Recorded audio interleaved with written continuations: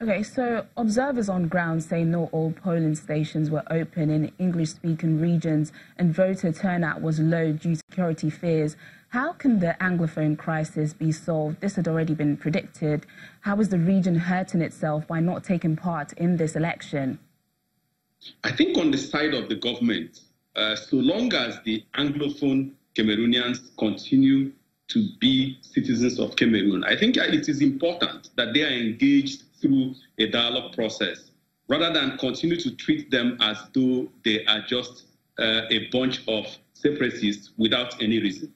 I also think that on the side of the Anglophone Cameroonians, they also need to appreciate the fact that so long as they are seen as an enemy of the state, they will not be able to achieve what they need. I think so many moves have been made in the past, including third-party interlocutors, whether at the level of African Union, at the level of civil society organizations, the European Union, and so many other members of the international community have made the move to intervene in the crisis. And it's either the government is saying no to the process or the Anglophones are not interested in engaging in dialogue. I think at the end of the day, they need to sit down in the dialogue process, but also agree on what is fair for all the parties. I don't think that the complaints of the Anglophone Cameroonians are not anything to go by, but I also think that they need to engage in the process more constructively. Mr. Eze, you've traveled across the continent, you've observed elections. Can Paul Biya return to power in a free and fair election?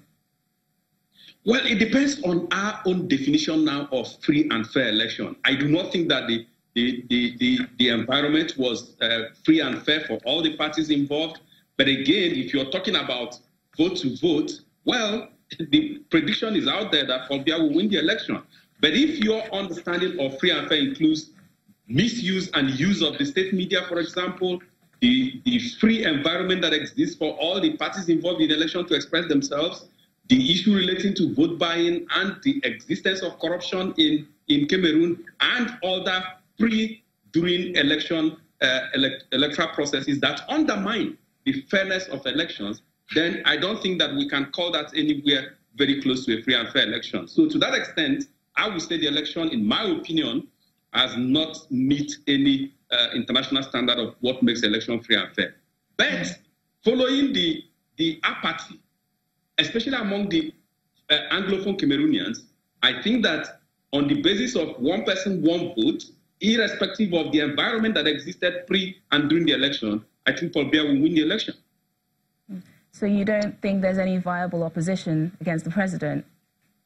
I do not think that the oppositions have organized themselves enough to be able to wrestle power from President Paul Biya. I do not think so at the moment.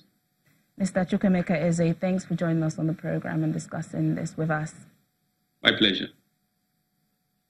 Hundreds of students from the University of Zambia this morning staged a march in memory of a student who was killed last week when tear gas was thrown into her room. Vespers Shimuzila died from suspected suffocation after her room caught fire. Police had used tear gas to dissolve a riot that broke out as student protest against delayed meal allowances on Thursday. Those at today's march sang songs protesting against police brutality before attending the church service for Ms. Shimuzila. Students at the university are demanding an investigation into her death. The World Health Organization says dozens of Ebola patients have received experimental new drugs for the first time in the Democratic Republic of Congo. As efforts continue to tackle an outbreak complicated by conflict, the 5 new drugs that were approved for use earlier this year are now being deployed.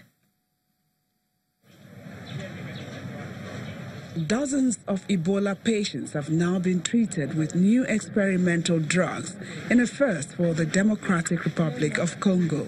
As of October 1, 47 patients have received the treatment, which the World Health Organization says we are now reaching people within hours of Ebola confirmation.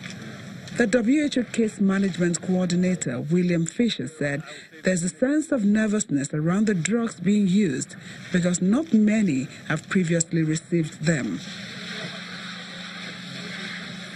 So I will say there's a mix of emotions when you go into the Ebola treatment unit and deliver one of these therapeutics. On one hand, you're incredibly nervous because not many people have given these drugs before, and not many people have received them. But on the other hand, there's a sense of excitement and a sense of hope because for the first time we have something that we can use to directly fight against the virus. 5 new therapeutics were approved for use earlier this year and are now being deployed against the deadly disease.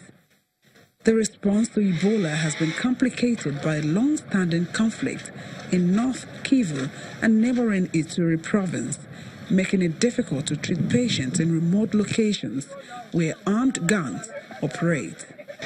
Yeah, so I think this really represents a paradigm shift in our treatment approach to Ebola virus disease. And it really represents that next step after more aggressive supportive care. Now we have the opportunity to give these therapeutics that potentially could act against the virus. So for me, this really represents a monumental step forward in terms of what we have available to patients with this disease. Community resistance has also hampered efforts, with mistrust reportedly building against the Ebola response.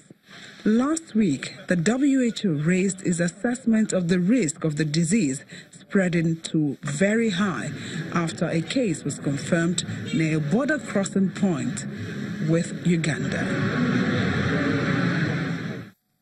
In South Sudan, more than a dozen inmates have disarmed prison guards and seized part of a notorious detention center in the capital, Juba. Officials say a detained officer of the National Security Service overpowered a guard at the entrance of the Blue House and disarmed him overnight. After opening the prison gate by firing shots at the locks, Captain Keribino Wall then mobilized 15 detainees, taking over one part of the prison.